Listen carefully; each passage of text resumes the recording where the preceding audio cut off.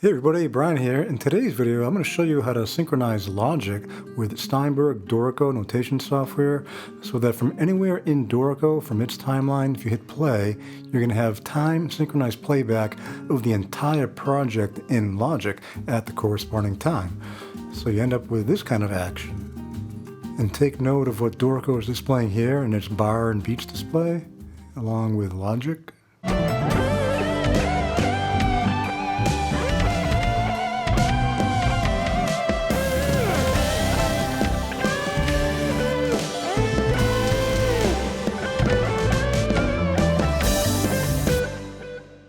Obviously, doing this kind of synchronization requires that you have the MIDI in the notation editor, and that's a topic on its own. I'm not going to go into that, but I'm just going to real quickly show you the general approach that I take, which is for most of the MIDI tracks I have, a lot of them have humanized feel, some of them are recorded on a MIDI keyboard, and so exporting that kind of MIDI directly into a notation editor is going to result in a nightmarish kind of notation.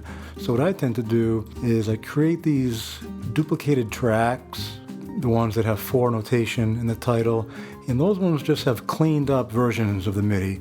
They're not tracks that I want to have played back, they're just tracks that are going to be used to export MIDI so that it'll look fine in the editor without all sorts of crazy 64th note RAS and all that kind of nonsense. So I'll make a separate video on exactly how I go about that if people are interested. But anyway, here's the project in Logic. This amounts to music that I wrote and guitar that I recorded to accompany a family video from last year. We went to the New Hampshire and Maine seacoast, which was a nice break from being in Moscow, the one in Russia, not the one in Idaho.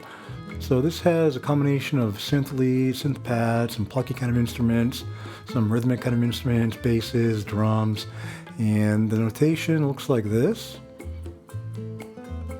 That's the project in Dorico. And before I get into how to go about doing the kind of synchronization I showed you at the beginning, I want to talk about the way people often do playback in the notation editor and why that can be very non-ideal.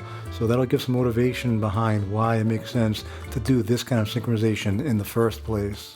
Now here I am in Dorico. This is the notated version of the music from the Logic project, and it isn't super detailed notation, but I like to have notation of this sort because I can very readily get a high-level overview of the music, of what's going on, whereas in Logic or any DAW, it's kind of difficult to get that kind of high-level overview. It's tough to look at this and quickly see what's going on harmonically, melodically, rhythmically, whereas here in this one single view, you get all that.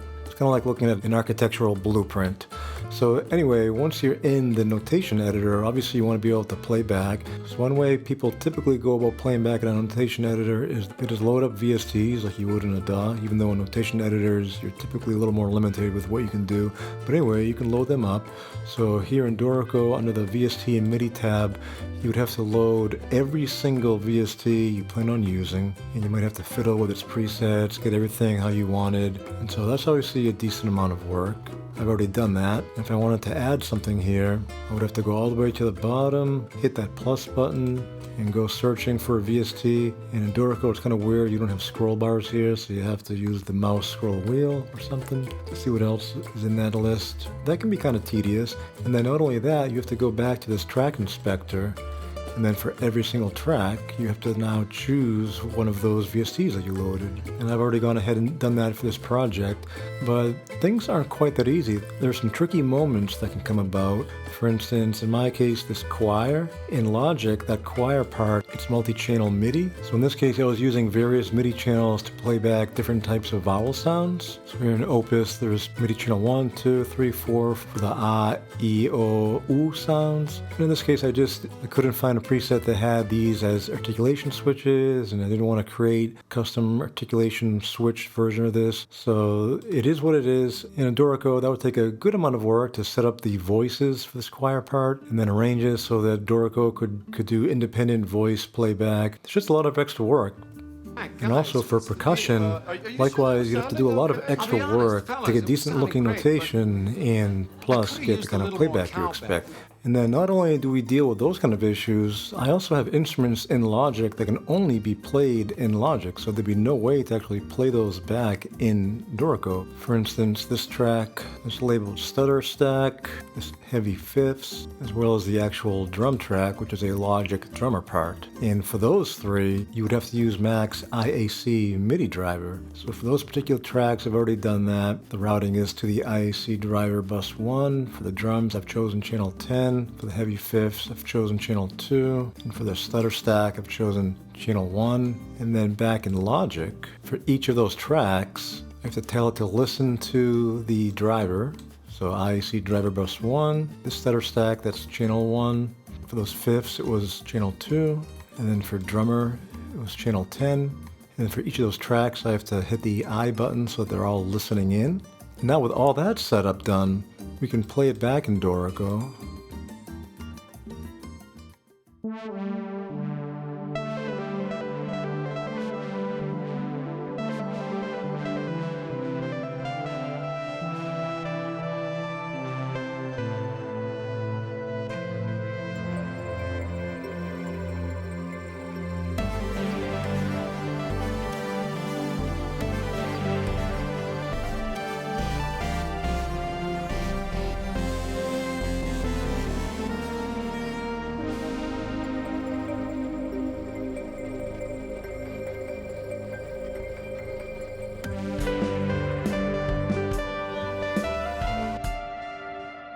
Now, right off the bat, the thing I notice is the drums are way off, and that's because of the fact they were using a combination of the internal VST routing in Dorico, plus those instruments that are being routed to through that IAC driver, like the drums. And so those are introducing some latency, some delay, and so you'd have to go through all sorts of pain to be able to get this kind of playback in sync. And also, you're not hearing any of the other production elements.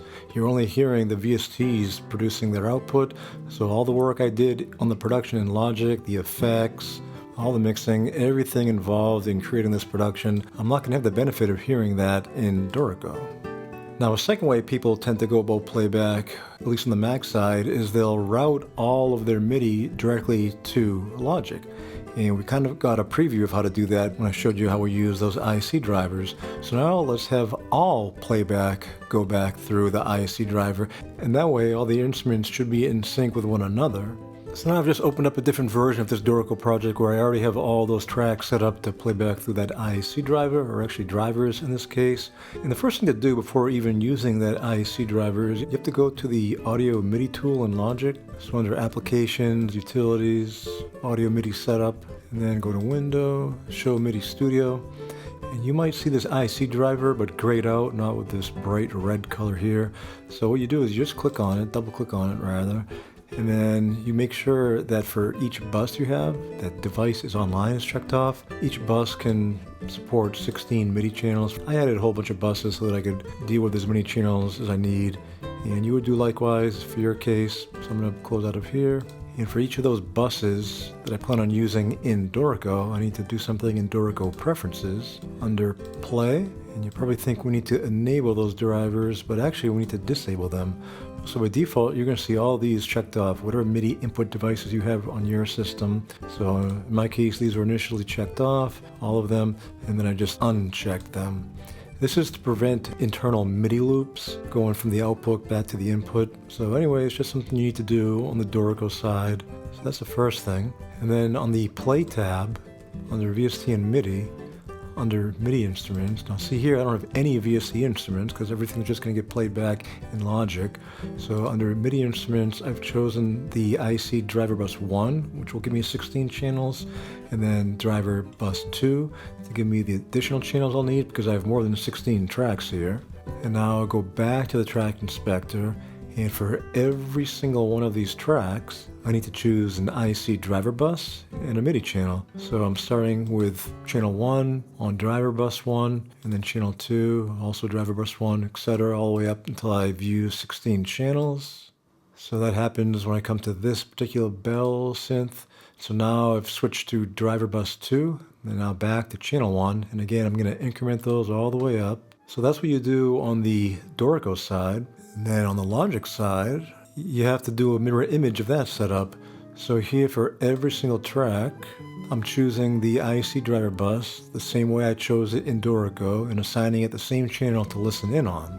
And I'm hitting this I button so that it shows up as orange. That means it's going to be listening to that incoming MIDI. And so I've done that for every single track. And so now we can play back the project.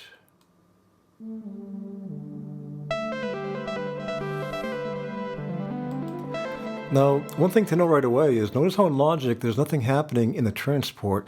This isn't actually synchronizing with the Logic project. This is just sending the MIDI into these Logic tracks, going through the loaded VSTs in Logic, and those VSTs are directly producing the output. So again, like in the first case of just having Dorico play using the VSTs that we loaded here, this case of just using the VSTs in Logic isn't all that much different, but we're still not hearing any of the effects that we use in Logic, none of the production elements, the mixing, all that. That still isn't being heard. We're just getting synchronized playback among the instruments so that we don't have those weird issues of some being in sync, some not. So if we listen to this towards where those drums come in, now we should hear that things are better in terms of sync.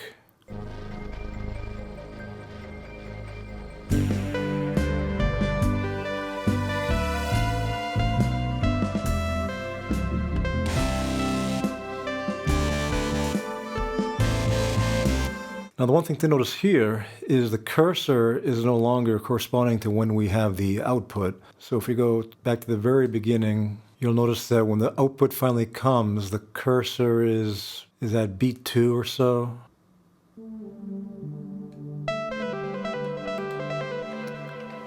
That isn't a huge deal, it's just something to be aware of. It might get a little annoying to always see that offset. And the other thing too about these first two approaches, because the Logic project is not being played back, you can't hear any recorded audio. So in this particular project, I've recorded guitar and I've simply doubled it with a synth version of that guitar. And so in these playback methods I'm talking about right now in Dorico, we're only hearing MIDI playback. So that leads me to the whole point of this video, which is the kind of synchronization that I showed at the very beginning. And I wanted to give you some motivation for why I think this approach is better. So now let's get into those details. Okay, finally, the whole point of the video, how to time synchronize Dorico with Logic, so the Logic project itself will play back in sync. So this is surprisingly easy. It's actually far easier than the previous two methods, which had you loading a bunch of VSTs, setting up all sorts of routing, as well as all the other issues I discussed. So the first step here is simply in Dorico, under Play, VST and MIDI, you have to load this TXL Timecode plugin. That plugin can be found on this website, so you just scroll down and there's a demo version available. Now that demo will periodically turn itself off, so you have to keep on re-enabling the plugin and resetting it up, which is kind of annoying. So once I realized that it works, does what it's advertised to do, I just bought it because it's a pretty awesome plugin, and it's the thing that enables us to do what we're doing right now. You do that by hitting this plus button here, add, and then you'll find that in your list under TXL 20. Hit that right arrow, and then it's going to say synth, even though it's not a synth. Hit that right arrow, and you'll finally see the plugin, which you can load.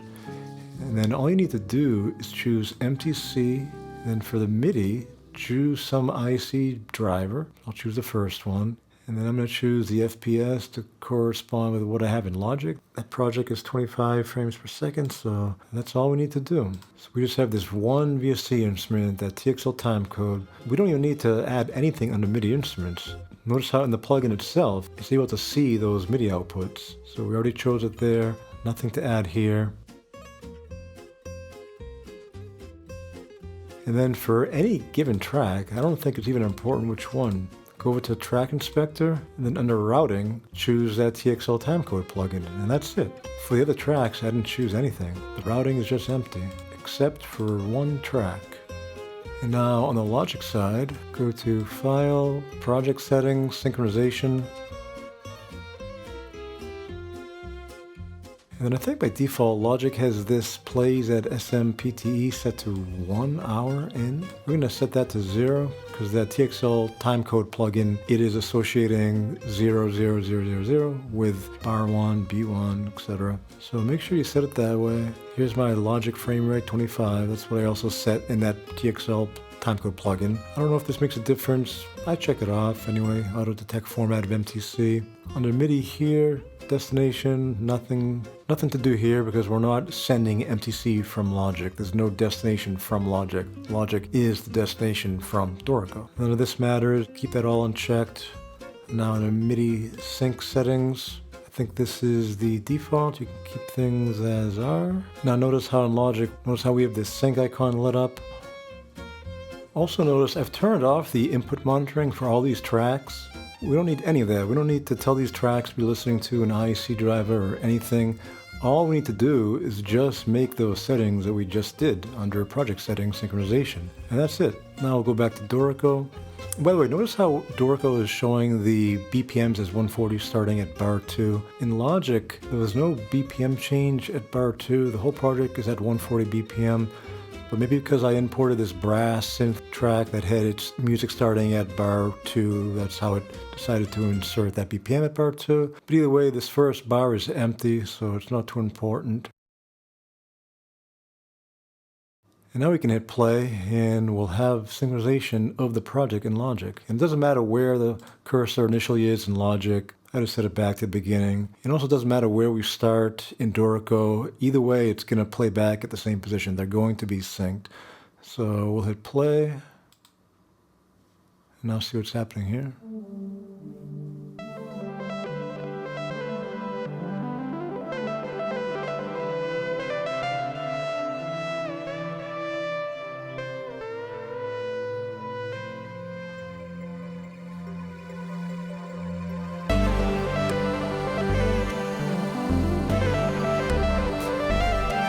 So right off the bat, we see the sync is really good, and I want to show you what happens if for some reason you decided you wanted that BPM to be at the very beginning. So if you notice something similar in your project and your instinct is, hey, let me move this back to the very beginning, and now we hit play.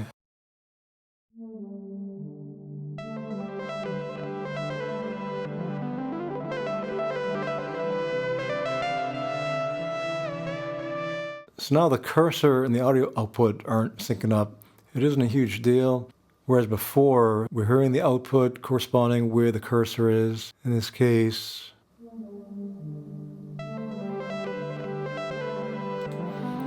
it seems to be 1 or 2 beats behind, whereas we keep it the way it was before. We have good sync between the audio output and the location of the cursor.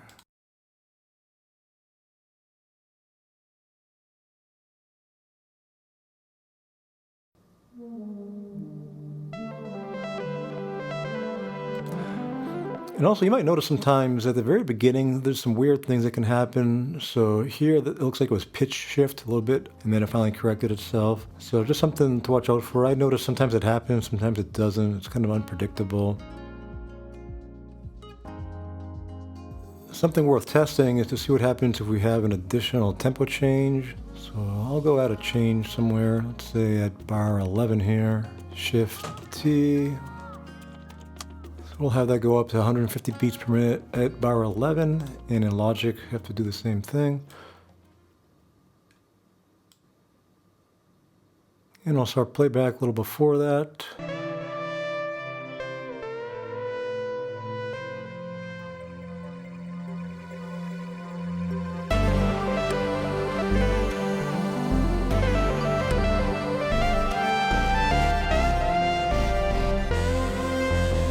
So the tempo change seemed to be handled okay.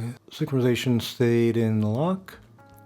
And the other benefit of this approach is now we're hearing the true project in the current state that you have it at. So whereas here I imported cleaned up MIDI tracks that I did for notation purposes, I can still play back and have all the nuance. So I didn't have to lose any of the humanization that I applied to the MIDI. And I could even go to a place where I haven't notated the music, for instance, the outro. And I'll still hear playback here, which could be useful if I have, say, a guitar part that I recorded. In the notation editor, I might be working on transcribing that.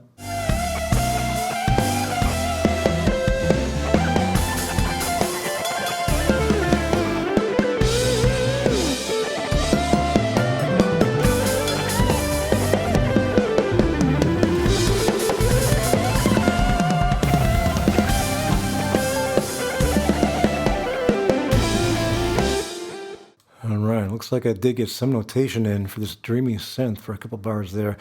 But anyway, that's another benefit, is that you can stay in the notation editor while you're working on the notation, and you have the audio playback just the way you want it in Logic. I want to show you what happens if you don't set this to 0. So if it's set to 1 like Logic is by default, and then we play the project, look how Logic is stuck back at -bar9 or something in this infinite loop as Dorico is continuing along forward in time. Logic went back in time, some kind of dystopian past. Can't figure out what to do there. So that's why it's important to make that setting under synchronization. Obviously for projects that it makes sense to have that at 1, put that at 1, but for this kind of synchronization work, put it at 0. Now if we hit play,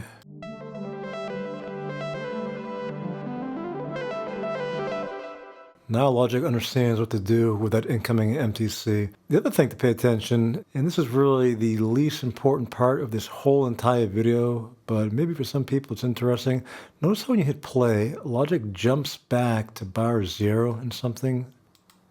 You see that?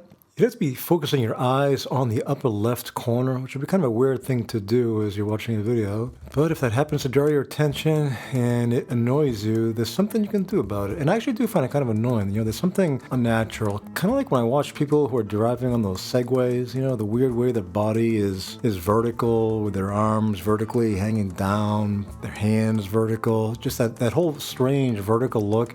It's like it's against biology, against evolution. Maybe that's why I find it so odd and unnerving. So if you find this unnerving as well, there's something you can actually do about it. You can go to File, Project Settings, Synchronization, where we were initially when we were setting this all up. And then under MIDI Sync Settings, add an MTC pickup delay. I find that if I add, say, 8 frames, now if I hit play, you shouldn't see that nonsense if you're going back to bar 0 and something.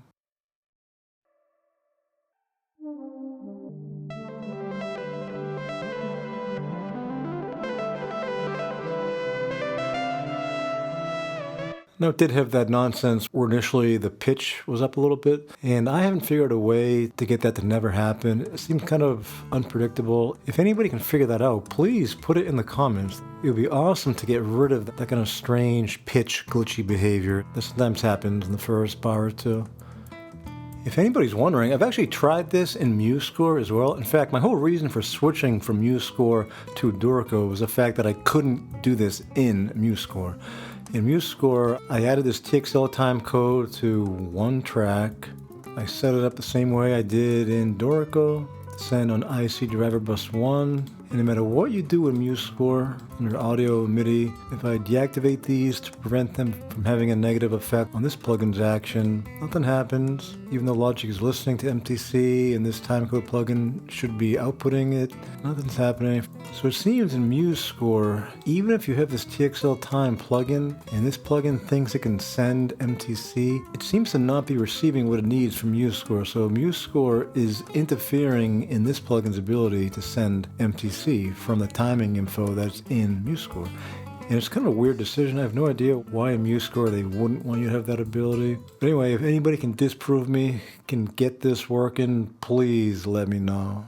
Anyway, that's that. I hope you enjoyed the video. I hope you appreciate this kind of synchronization that you can get now between your notation program, Dorico, and Logic. I think for a lot of people this actually would be your preferred workflow if you're working in a DAW and you're doing some notation work. It doesn't make too much sense to be doing a whole ton of VST routing in the notation editor because that's not their strength.